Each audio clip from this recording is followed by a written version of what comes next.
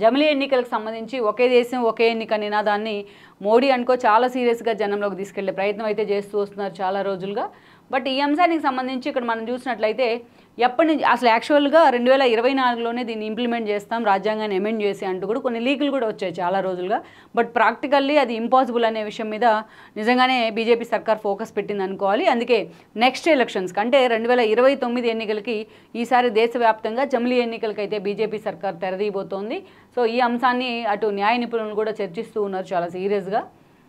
ఈ అంశాన్ని ప్రధానంగా ఈనాడు హైలైట్ చేసింది. ఇక్కడ చూసినట్లయితే నిర్వహణకు వీలుగా రాజ్యాంగంలో కొత్త అధ్యాయం అంటే పూర్తి స్థాయిలో అమెండ్మెంట్ అనుకోవాలి, సవరణ చేసి కొత్త అధ్యాయాన్ని ప్రవేశపెట్టబోతూ ఉన్నారు. 3 దశల్లో అన్ని అసెంబ్లీల గడువులు కూడా సర్దుబాటు చేస్తారు. ఎందుకంటే యాక్చువల్గా 29 కంటే ఫర్ ఎగ్జాంపుల్ ఇప్పుడు మనం చూస్తున్నాం, ఇప్పుడు 24లో ఎన్నికలు రేపు ఏపీ లాంటి చోట్ల అసెంబ్లీకి ఎన్నికలు జరగబోతున్నాయి. అంటే ఇంకా 5 ఏళ్ళు గడువు ఉంటుంది కొత్త గవర్నమెంట్ ఏర్పడిన తర్వాత. అంటే 29లోనే జనరల్ ఎలక్షన్స్ వచ్చే అవకాశం ఉంటుంది.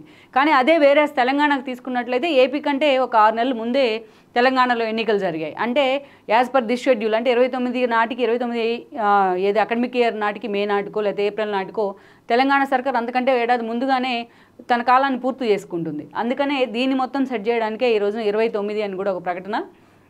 29 నుంచే ఇవన్నీ కూడా సెట్ చేయబోతూ ఉన్నాం.